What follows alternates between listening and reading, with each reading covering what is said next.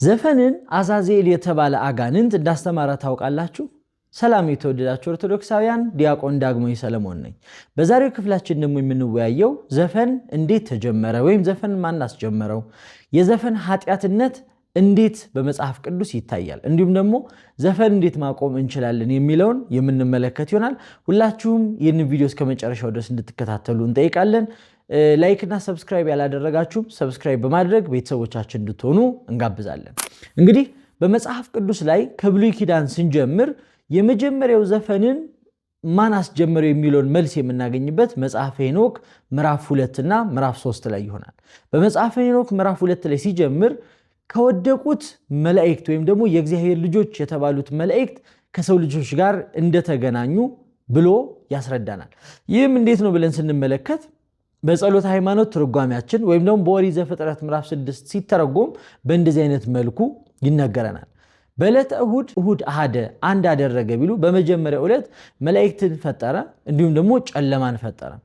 ሰባቱ ሰማያት በተፈጠሩበት በዚያች ዕለት ቅዱሳን መላእክት መኑ ፈጠረን ወይም ደግሞ ማን ፈጠረን ብለው እርስ በርስ መጠያየቅ ጀመሩ።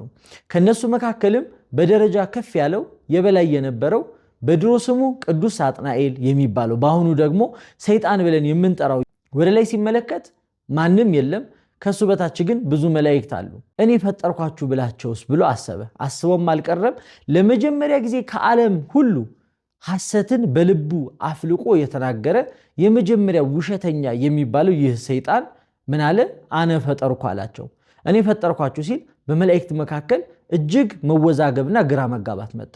በዛም ለሶስት ነገድ ተከፈሉ። የመጀመሪያው ነገድ አዎ አንተን የፈጠርከን ብለው የተቀበሉት የእርሱ ዘሮች አሉ። እንዲሁም ደግሞ አይ እርሱ ሊሆንም ይችላል ወይም ደግሞ ሌላ አምላክ አለን ብለው እየተጠራጠሩም ነበሩ። እነ ቅዱስ ገብርኤል እነ ቅዱስ ሚካኤል ደግሞ ጸንተው በሰማይ የቆሙ ነበሩ። ለዛም ቅዱስ ገብርኤል ሳጥናኤልን ጠየቀው። አንተ እኔ ፈጠርኳችሁ ያልከን በደረጃ ከሆነ በበላይነት ከሆነ እኛም ከኛ በታች ብዙ መላእክት አሉ፣ ነገር ግን እኛ አልፈጠርናቸውም አሉ። በብርሃንህ ከሆነ አንተ ፈጠርከን ያልከው እኛም ብርሃናውያን ነን፣ እኛና አንተ የተለያየንበት ብርሃን የለምና አንተ ፈጠርኳቸው የምትለው በምንድን ነው ብለው ይጠይቁታል። እንግዲያውስ አንተ የፈጠርከን አምላካችን ከሆንክ አይተን እናምንብህ ዘንድ ከመለኮት እሳት እንደኛ አይነት ፈጥራ አሳየን ይሉታል። ሰይጣንን በትዕቢቱ እሺ ብሎ ወደ መለኮት እሳት ሊነካ እጁን ቢሰድ ተቃጥሎ ተዋርዷል። በዛም ቅዱስ ገብርኤል መላእክቱን በማጽናናት ንቁም በበህላዌነ እስከንረክቦ አምላክን አለ። አምላካችን እስኪገለጥልን ድረስ ባለንበት ጸንተን እንቁም ብሎ ዓለመ መላእክትን ያጸና ቅዱስ ገብርኤል ነው።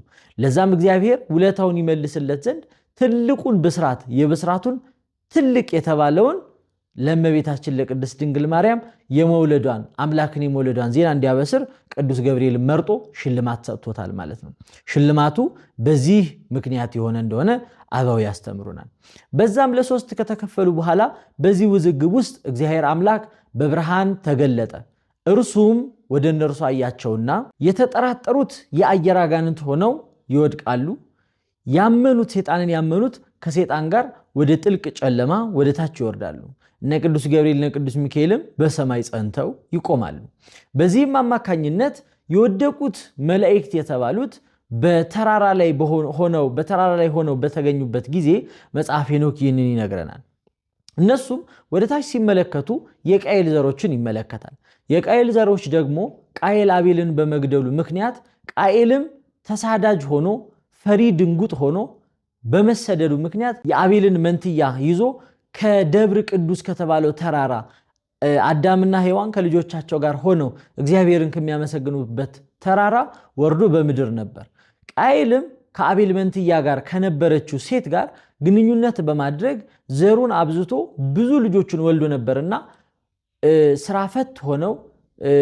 ስራፈት ሆነው ቸልተኛ ሆነው በኃጢአትና በዘልማድ ሲኖሩ ይመለከቷቸዋል። እነዚህ መላእክት እነርሱንም አይተው ይወዷቸዋል። ከወደዷቸውም በኋላ ኑ እንውረድ ከነርዚህም ሴቶችን እንምረጥ ብለው ምልክታቸውን ይሰጣሉ። ከነርሱም መካከል ሲማዚኤል የተባለው ይህ የቁጣው መዓት ሊሆን አልወድምና ሁላችንም እንማማል ብሎ እነዚህን መላእክት ይነግራቸዋል። እነርሱም ዕዳ በደል ቢኖርባቸው አንድ ላይ ሊሸከሙ ተነጋግረው ወደ ታች ይወርዳሉ። ሁሉም ሲወርዱ ይላል መጽሐፈ ሄኖክ አንዳንድ ምልክትን እያሳዩ ወረዱ። የነዚህ መላእክት የወደቁት መላእክት ስማቸው አዛዚኤል፣ ሲማዚኤል፣ ረዳኤል፣ ዳንኤል፣ ኮከብኤል፣ ራሙኤል እየተባለ ስማቸውን ይዘረዝረዋል። ሁሉም እያንዳንዳቸው ምልክትን እያሳዩ ወረዱ። ኮከብ መቁጠርን፣ ስር መማስን፣ ቅጠል መበጠስን፣ ሟርትን፣ ጥንቆላን አሳይቷቸዋል። ከሁሉም በላይ ግን አዛዚኤል የተባለው አጋንንት ብዙ የተባለውን ኃጢአት ለሰው ልጆች አሳይቷል። ይህም ለሴቶች እንሾሽላ መሞቅን፣ ቅንድብ መቀንደብን፣ ለወንዶች ደግሞ ጥሩር ጋሻን እንዲሁም ደግሞ አምባር ጌጦችንና የተለያዩ በእንቁና በማዕድናት የሚጌጡ ጌጦችን አሳይቷቸዋል። ይህም እንሾሽላ መሞቅና ቅንድብ መሸለት የሚለው እንሾሽላ መሞቅ የምንለው እጃችን ይህን የምንቀባ ሲሆን ጀርባው ጥፍራችንን ቀይ እንደሚያደርገው ይታወቃል። ይህም በዚህ ዘመን ላለነው ጥፍር ቀለም ብለን ለምናነሳው ወይም ደግሞ ፊታችን ላይ ለምንጠቀመው ፋውንዴሽን፣ ሜካፕ እንደዚህ ብለን ለምናነሳው መስራቹ አዛዚኤል የተባለው አጋንንት እንደሆነ ያስረዳናል። እንዲሁም ደግሞ ቤተክርስቲያን ምንዝር ጌጥ ብላ የምትገልጸውን አንገት ላይ የሚደረግ ሰዎች በዝሙት እንዲነደፉ የሚያደርገውን ጌጣጌጦችን አዛዚኤል የተባለው አጋንንት አስተምሯል። ከምንም በላይ ግን አዛዚኤል ካስተማረው ትልቁ ኃጢአት ዘፈንን ይሆናል ማለት ነው። አዛዚኤልም ዘፈንን ለሰው ልጆች አስተማረ። በዚያም አማካኝነት የቃየል ዘሮች እንዳለ እነርሱን ተቀብለው ከነርሱ ጋር ሲጨፍሩ ሟርት፣ ጥንቆላን፣ ብዙ ኃጢአቶችን ሲያደርጉ በብዙ መጠጥና በብዙ ስካር በሆኑ ጊዜ እነዚህ የወደቁት አጋንንት ገላቸው ውስጥ ያድራሉ፣ መናፍስት ስለሆኑ ማለት ነው። በዛም አማካኝነት የቃየል ዘሮች ልቡሳነ ስጋ አጋንንት ሆኑ ማለት ነው። አጋንንት በስጋቸው ውስጥ አደረ።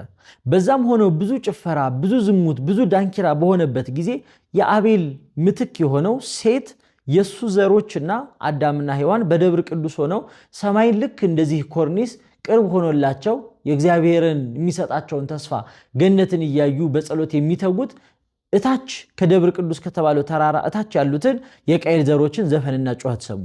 እነርሱም ይህንን በሰሙ ጊዜ ከባድ የሆነውን ቃል ተናገሩ።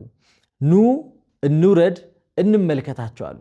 ለዚህ ዘመን ኦርቶዶክሳውያንም ለዚህ ዘመን ላለን ወጣቶችም ትልቁ ቁስላችን ትልቁ በሽታችን ይህ ነው።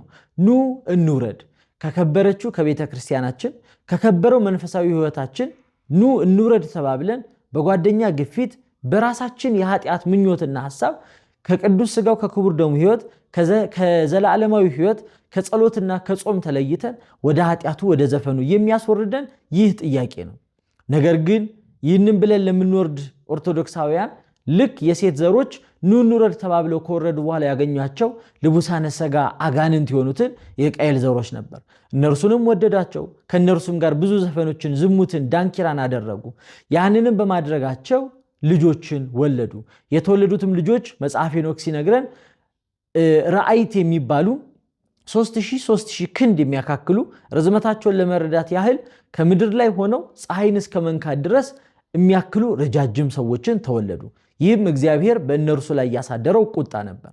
በዛም አማካኝነት እነዚህ ራእይት የተባሉት ቤተሰቦቻቸው እንዲመግቧቸው ሲነግሩ ቤተሰቦቻቸው እንስሳትን እየገደሉ ቢያበላቸውም ሊበቃቸው አልቻለምና ብዙ እንስሳትን ገደሉ። በስተመጨረሻ የወለዷቸውን ቤተሰቦቻቸውን ገደሏቸው። የራሳችን ኃጢአት ራሳችንን ሲገድለን ማለት ይህ ነው። ዛሬ የሰማነው ዘፈን፣ ዛሬ የገባንበት ጭፈራ፣ ዛሬ የሰማነው የኃጢአት መንገድ መልሶ ራሳችንን የሚያጠፋን ይሆናል። እነሱ አርግዘው የወለዱት ሕፃን መልሶ ራሳቸውን በላቸው ማለት ነው። በዛም አማካኝነት የኖህ ዘሮች ብቻ ፈቃደኛ በመሆናቸው ኖህ መርከቡን በመስራት የማዕቱን የቁጣውን የንፍር ውሃ ሊያመልጡ ይችላል ማለት ነው። ስለዚህ እንደ አጠቃላይ ዘፈንን ማን አስጀመረው የሚለውን ሐሳብ ስንጠቀልለው አዛዚኤል የተባለ አጋንንት ለሰው ልጆች በማስተማሩ ሰዎች በብዙ ዘፈንና ኃጢአት፣ በብዙ ዳንኪራ፣ በብዙ ኃጢአት ውስጥ ሆነው እግዚአብሔርን ረስተው ከጸሎታቸው ከተስፋቸው መንገድ ከቤተ ክርስቲያናቸው ወጥተው ወደ ኃጢአት መንገድ ሄደው ሳይደሰቱ በራሳቸው ጥፋት ደማቸው ፈሶባቸው በመንገድ ላይ ወድቀው ቀርተዋል ማለት ነው። ስለዚህ እኛም ኦርቶዶክሳውያን በተለያዩ የምሽት ቦታዎች የምንሄድ በተለያዩ የኃጢአት ቦታዎች ላይ የምንጓዝ እግዚአብሔር ከሰጠን ደስታና ተስፋ የበለጠ የትኛውም ሰይጣን ሊሰጠን የሚችለው ደስታ አለመኖሩን በዚህ እንመለከታለን። እግዚአብሔር ከሰጠን የዘላለም ሕይወት የበለጠ ሰይጣን ሊሰጠን የሚችል የዘላለም ሕይወትም ሆነ ረፍትም ሆነ ተስፋም ሆነ ፍቅርን ሰይጣን ሊሰጠን አይችልም። ብርሃንና ጨለማ ህብረት የላቸውምና ማለት ነው። ዘፈን እንዴት ማቆም እንችላለን ወደሚለው ስንመጣ በመጀመሪያ ማወቅ ያለብን ነገር ዘፈንን እግዚአብሔር አብዝቶ እንደሚጠላው ማወቃችን ነው።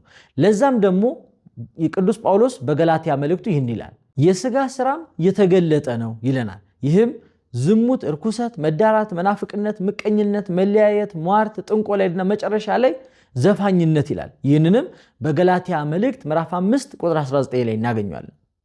አስቀድመን እንደተናገርን ይላል ቅዱስ ጳውሎስ ይህንን የሚያደርግ የእግዚአብሔርን መንግስት አይወርስም ይላል። አስተውሉ እንግዲህ 2017 ላይ ያዳመጥነውን ዘፈን እስኪ የምታስታውሱት ካላችሁ ብዬ ብጠይቅ ማናችንም አናስታውሰው። 2017 ሰምተን ለረሳነው ዘፈን የህይወት መጽሐፋችን ላይ ዘፈን አዳምጧል፣ በዘፈን ጨፍሯል፣ ጨፍራለች ተብሎ የገነት የምንገባበትን መንገድ ሲንከለከልና ሲታገድብን አስቡት። ትላንትና ሰምተን ለረሳነው ነገር ግን ለትንሽ ደቂቃ እረፍት ለነበረው ዘላለም ማለት 1 ሚሊዮን ዓመት ራሱ ዘላለምን አይተካውም። 1 ሚሊዮን 1 ትሪሊዮን ዓመት ከእግዚአብሔር ተለይተን ለ5 ደቂቃ ለ10 ደቂቃ ዘፈን ለዘላለም የሲኦል እሳት ውስጥ መግባት፣ ለዘላለም ከእግዚአብሔር ተለይቶ መኖር፣ ለዘላለም አንተ የአባቴ እርጉም፣ አንቺ የአባቴ እርጉም፣ ከኔ ሂጂ፣ ከኔ ወግጂ፣ ከኔ ተለይ፣ አንቺ አባትሽ ሰይጣን ነው እኔ አይደለሁም ሲለን እግዚአብሔር ምን ያህል ያም እንደሆነ አስቡት። በእውነት እግዚአብሔር ፊት ለፍርድ ቆመን ከልጅነታችን ጀምሮ እግዚአብሔር ስንል የነበረውን ድንግል ማርያም ብለን ስንጠራት የነበረችውን ያችን መጣፍጧን እናት አንድ ጊዜ ለምጽአት አንድ ጊዜ ለሞታችን ለፍርድ ቆመን ተመልክተናቸው አየ እግዚአብሔር ፍቅር አየ እግዚአብሔር አባትነት ካንተ ጋር ነው መኖር እንጂ ብለን በተመኘንበት ጊዜ አይ ከኔ ይልቅ ዘፈንን ከኔ ይልቅ ኃጢአትን ከኔ ይልቅ የሥጋ ምኞታችሁን መርጣችኋልና ለኔ አትገቡም ከኔ ወግዱ ሲለን ህመሙ ምን ያህል ከባድ ይሆን? ምን ያህልስ ያሰቃይ ይሆን? ስለዚህ ዘፈንን መርጠን እግዚአብሔርን መለየት እጅግ ከባድ ነውና ዘፈንን ለማቆም ዋነኛው ነገር እግዚአብሔር እንደማይወደው በልባችን ውስጥ አብዝተን መመለሳችን ነው። ሁለተኛም ዘፈንን ለማቆም ቆራጥነትን ይሻል። እግዚአብሔርን እመርጣለሁ ሰይጣንን እምቢ እላለሁ ብለን የምንቆምበትን መንፈሳዊ ልብና ኃይል ልናገኝ ይገባል። ያንንም ለማድረግ በትንሹ ስልካችን ላይ ያስቀመጥናቸውን ዘፈኖች ኮምፒውተራችን ላይ ያስቀመጥናቸውን ዘፈኖች በማጥፋት ልምድ በልምድ ይለወጣልና በመዝሙር በመቀየር ሁልጊዜ መዝሙር ብናዳምጥ ዘፈንን ማሸነፍ እንችላለን ማለት ነው። አፋችንም ላይ የተለያዩ ዘፈኖች ቢመጡብንም እናውቃቸው እነዛን ዘፈኖች በመዝሙር አፋችን ላይ ቶሎ እየቀየርን ብንለማመድ ዓመት ገፋ ከተባለ 2 ዓመት ብንታገለው ዘፈንን ስለ እግዚአብሔር ፍቅር ስንል ከኛ ልብ ይወጣልናል። ከልብ ደግሞ ከተመኘን እግዚአብሔር የለመኑትን የማይነሳ የጠየቁትን የማይረሳ አምላክ ነውና የልባችንን መሻት ተመልክቶ ኃይል ብርታት ይሆነናል፣ እንድናቆሙም ይረዳናል።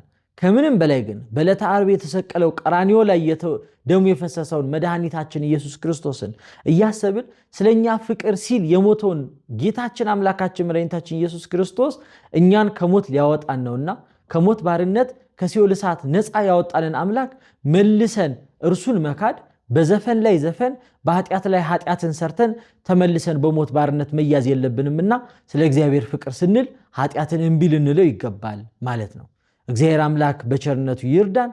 የተለያዩ ትምህርቶችን ለማግኘት ሀዳፌ ነፍስ የዩቲዩብ ቻናላችንን ፎሎ ማድረግ እንዳትረሱ። በቀጣይ ክፍል እስክንገናኝ ድረስ መልካም ጊዜ ይሁንላችሁ።